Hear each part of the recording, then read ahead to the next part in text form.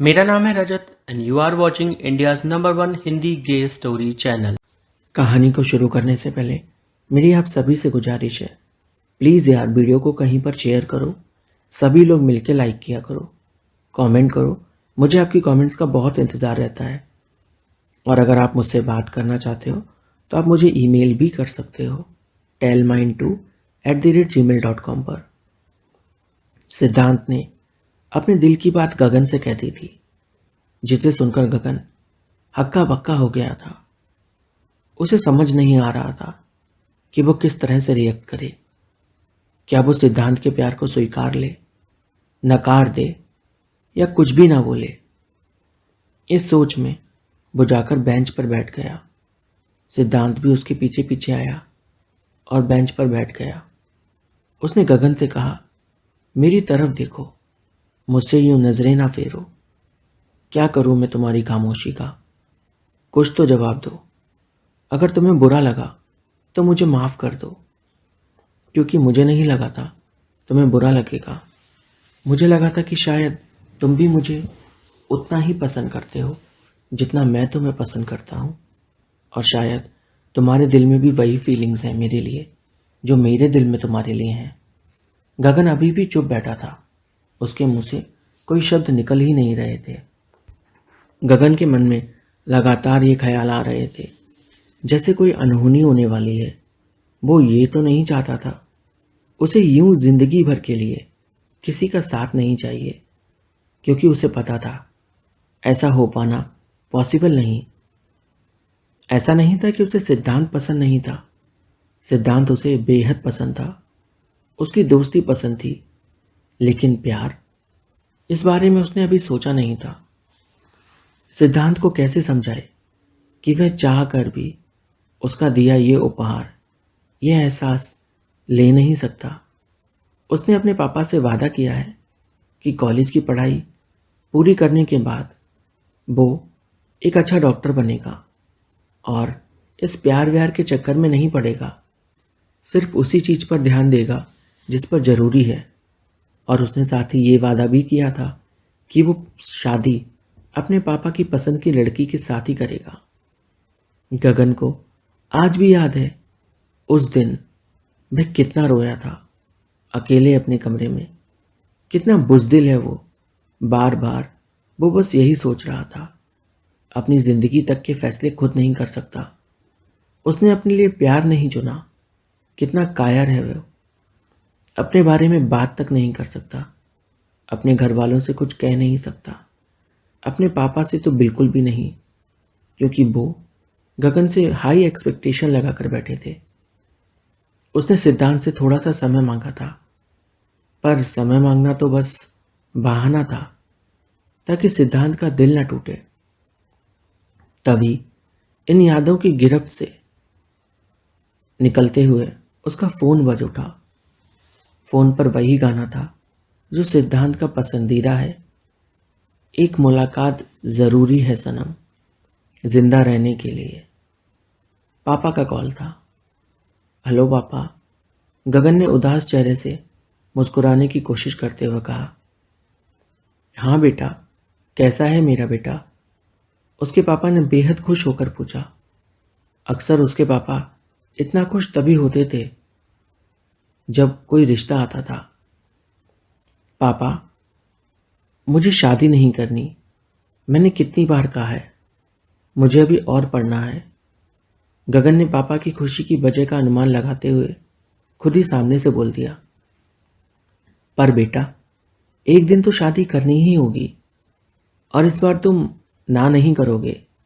लड़की से कम मिल तो लो। बिल्कुल भी नहीं पापा, उसने जोर देकर कहा। लड़की अभी अभी आयकर विभाग में अधिकारी बनी है, दिखने में सुंदर है, अच्छे परिवार से है, तुम उससे बस एक बार मिल तो लो। तुम्हारी मम्मी भी यही चाहती हैं। पर पापा, अरे बेटा, एक बार मिल तो लो, मिलने के बाद तुम ना नहीं कह सकोगे। गगन की मम्मी ने उसके पापा से फ़ोन लेते हुए कहा। गगन, इस बार आ जाओ, बहुत हो गया। उसके सामने सिद्धांत का चेहरा आ गया। क्या उसे एक बार मम्मी पापा से सिद्धांत के बारे में बात करनी चाहिए, क्या उसे बताना चाहिए? वो अगर बता भी देता तो अब क्या फ़ायदा? पिछले 1 साल से उसकी सिद्धांत से बात भी तो नहीं हुई, क्योंकि उसने कभी सिद्धांत को कॉल ही नहीं किया। सिद्धांत तो अपने सवाल के जवाब में बस इंतज़ार करता रहा, और वो इंतज़ार कभी ख़त्म होने का नाम ही नहीं ले रहा था। गगन को समझ नहीं आ रहा था कि अब वो क्या करे। उसने मोबाइल उठाया और अपनी सबसे अच्छी दोस्त राधा का नंबर लगा दिया। उधर से कोई जवाब नहीं मिला। करीब आधे घंटे के बाद राधा का कॉल आया। गगन फ़ोन उठाते ही राधा से बोला, क्या तेरे पास सिद्धांत का नंबर है? राधा ने जवाब दिया, नहीं, पर अब क्या करेगा सिद्धांत के नंबर का? गगन ने कहा, बस कुछ नहीं, उससे बात करनी थी। उधर से राधा ने कहा, अब क्या बात करनी है? कितने दिन हो गए, वो तुम्हें समझाता रहा, पर तुम्हें समझ में नहीं आ रहा था, और अब इतने दिनों के बाद तुम्हें सिद्धांत का नंबर चाहिए। सिद्धांत का नंबर ना मेरे पास है और ना किसी और के पास। तेरे उस इंसिडेंट के बाद वह हर किसी से डिस्कनेक्ट हो गया। उसने अपनी दुनिया अलग कर ली, राधा ने बताया। यह सुनकर गगन उदास होकर बोला, अच्छा राधा, सुनो, मेरे लिए रिश्ता आया है। इस बार मुझे लगता है मुझे हाँ कहनी ही पड़ेगी। मेरे पास मना करने का कोई बहाना भी नहीं है। इतने दिन मम्मी पापा से शादी और रिश्ते के लिए टालता रहा। मुझे कहीं ना कहीं लगता रहा कि सिद्धांत वापस आ जाएगा, पर अब शायद बहुत देर हो चुकी है। उधर से राधा ने कहा, मैं हमेशा ही तेरा इंतज़ार करता था, तूने ही कभी नहीं देखा। तू जब उसको इतना प्यार करता था, तूने उसको जाने कैसे दिया? दूसरी चीज, तूने अपने मम्मी पापा से कभी इस चीज के बारे में बात तक नहीं की। एक बार बात तो करके देखता। खैर छोड़ दे, जो हो गया सो हो गया। अपनी आगे की लाइफ पर ध्यान दे और अपने घर वालों के बताए हुए रिश्ते में निभ जा। तुझे तो वैसे भी लड़की से ही शादी करनी थी, कर ले। तूने ही तेरी किस्मत चुनी है।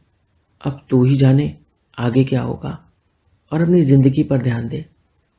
गगन ने गुस्से में फोन रख दिया। उसे बहुत रोना आ रहा था। ये क्या कर दिया? उसने उस लड़की को जाने दिया जिससे वो बेपनाह प्यार करता था, जो एक बार कहने पर उसके लिए जान तक दे सकता था, जो उसके लिए आसमान से चांद तारे तो नहीं पर दुनिया से लड़ सकता था। गगन खुद से कह रहा था, तू कितना बड़ा बेवकूफ़ है। उसने तुझसे जिंदगी भर का साथ मांगा था और तूने अपने ही पैर पर कुल्हाड़ी मार ली। शायद राधा ठीक ही कह रही है कि यह फैसला तूने लिया है तो तुझे ही जीना होगा, चाहे जीने का मन हो या ना हो। गगन ने मन ही मन फैसला कर लिया कि वह शादी तो बिल्कुल नहीं करेगा, चाहे कुछ भी हो जाए, और सिद्धांत को भी ढूंढ कर रहेगा। वो सिद्धांत को पाकर रहेगा, क्योंकि सिद्धांत उसका पहला प्यार है और आखिरी भी। गगन ने खुद से वादा किया कि वो सिद्धांत के बिना ये जिंदगी नहीं जिएगा, और अगर शादी ही करनी है तो उससे पहले वो एक बार सिद्धांत से मिलना जरूर चाहेगा, चाहे अब कितने ही साल क्यों ना लग जाए और चाहे कितना ही तलाश क्यों ना करना पड़े। जब तक मैं सिद्धांत से मिल नहीं लेता, मैं अपनी ज़िंदगी का कोई फैसला नहीं लूँगा। अब बस एक बार मिलकर अच्छे से मुस्कुराते हुए बात हो जाए। कल सुबह पापा के बताए लड़की से मिलना था। गगन कॉफ़ी शॉप पर पहुंच गया। मन ही मन उसने सोचा, जिस लड़की से मिलने आया है उसको सब कुछ सच सच बता दूंगा। पापा ने बताया वह ब्लू कलर का कुछ पहन कर आई है। पापा ने अभी तक ना ही उस लड़की की फ़ोटो भेजी थी और ना ही गगन ने उस लड़की को कभी देखा था, तो वो पहचानता कैसे? पापा ने बोला, वो कॉर्नर की टेबल पर बैठी होगी। पापा ने यह भी कहा, तुम उससे अच्छे से बात करना, ठीक है? अपने दिल की बात कहना, कुछ भी छिपाना नहीं, बिल्कुल जेंटलमैन टाइप रहना। सोच ही रहा था कि तभी किसी ने उसके कंधे पर हाथ रखा और पूछा, क्या मेरे साथ कॉफ़ी पीना पसंद करोगे? आवाज़ जानी पहचानी थी। वह पीछे मुड़ा तो देखा ब्लू शर्ट में सिद्धांत खड़ा था। तभी एक मैसेज आया। मैसेज पापा का था।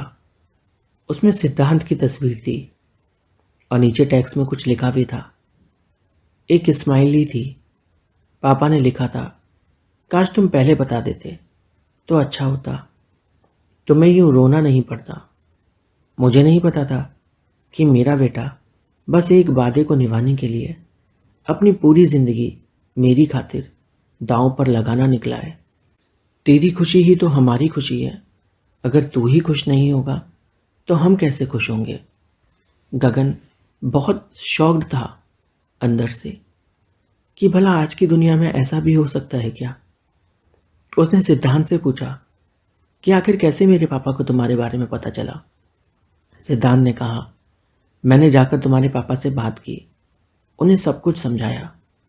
वो पहले एक्सेप्ट करने को बिल्कुल तैयार नहीं थे, पर उन्होंने पूरे 2 महीने लिए तुम्हें समझने के लिए, मुझे समझने के लिए, हमारे रिश्ते को समझने के लिए।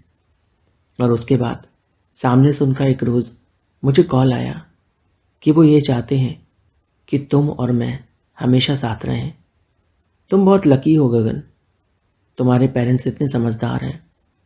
मेरे पेरेंट्स को देखो, जब मैंने उन्हें बताया तो उन्होंने मुझे छोड़ दिया, पर एटलीस्ट हमारे पास एक पेरेंट्स तो हैं। हमें अपने दिल की बात कह देनी चाहिए, इतना डरना नहीं चाहिए। गगन उठा और उसने सिद्धांत को कसकर अपने सीने से लगा लिया। वो सुकून का पल जो उन दोनों के बीच था, न जाने कब से गगन को उस पल का इंतजार था। बारिश झूम कर आई, सब तरफ वही मधुर संगीत था। चारों दिशाओं में उनके प्यार का मधुर संगीत बज रहा था। दोनों एक दूजे को बाहों में थामे हुए थे। फिर साथ में बैठकर उन्होंने कॉफ़ी पी। उसके बाद गगन और सिद्धांत कभी एक दूसरे से अलग नहीं हुए। राधा सब कुछ जानती थी। वो तो बस गगन को उकसाना चाहती थी ताकि गगन अपने दिल की बात को समझे। दोनों लड़कों ने साथ में रहने का फैसला किया और आजीवन साथ ही रहे। कहानी अच्छी लगी हो तो लाइक कीजिए, कमेंट कीजिए, चैनल को सब्सक्राइब करिए।